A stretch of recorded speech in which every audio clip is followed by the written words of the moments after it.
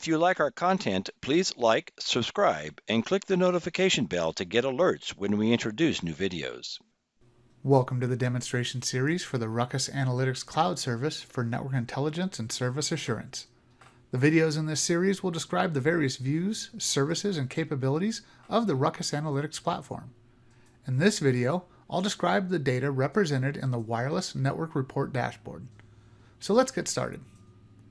Here I am, logged into RUCKUS Analytics, and you can access the Wireless Network Report dashboard by navigating to and expanding Reports on the left side pane.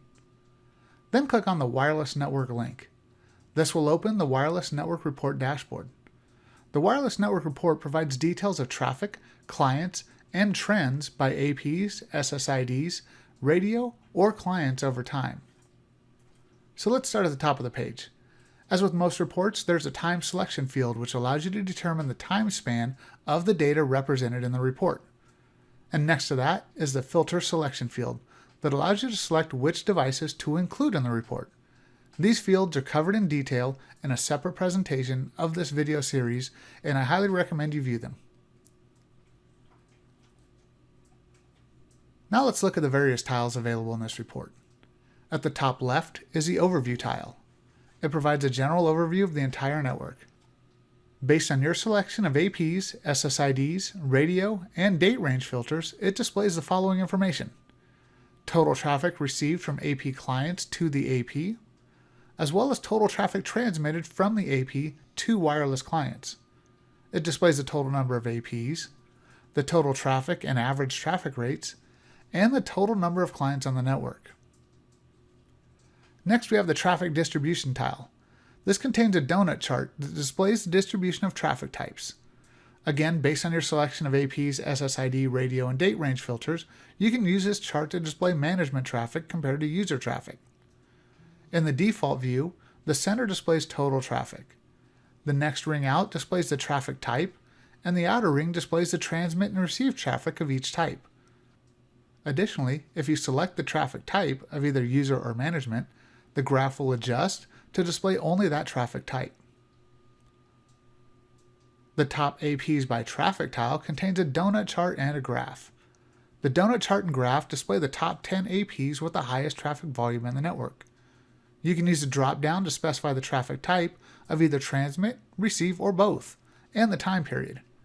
And clicking any of the colored squares displays the selected AP details in the line graph.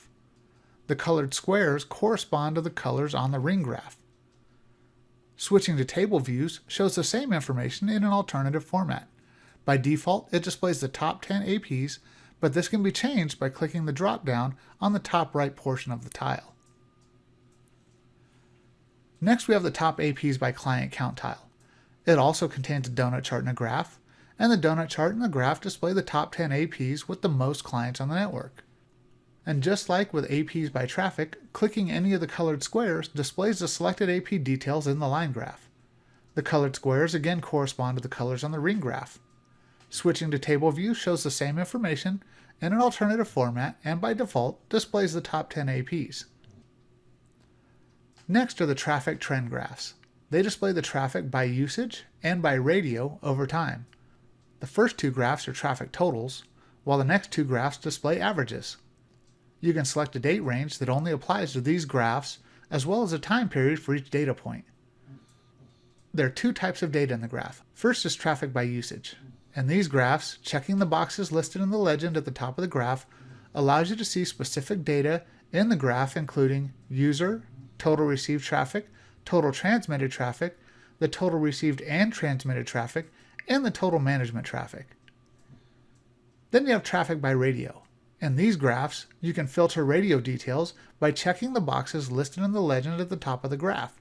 You can specify 5 GHz, 2.4 GHz, and total traffic by radio details.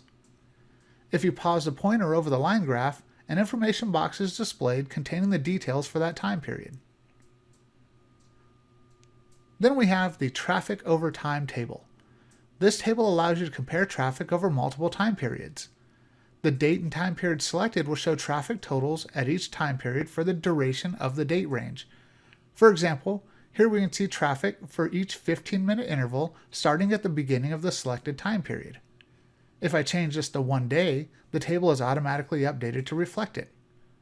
Also, clicking the gear icon allows you to add more columns to the table, as well as increase the number of rows per page on the display. As with most reports in RUCKUS Analytics, this report can be exported to a comma-separated value or CSV file, or to a PDF. The CSV file contains all the raw data that populates each of the tables, graphs, and data points combined into a single zip file. The PDF export output looks very similar to the screen you're viewing now, with each of the current tiles, graphs, and tables displayed in the same graphical format. So this completes the presentation describing the RUCKUS Analytics Wireless Network Report dashboard. I hope you found this information useful and hope you return for more of the presentations in the RUCKUS Analytics series. Thank you for taking the time to view this presentation.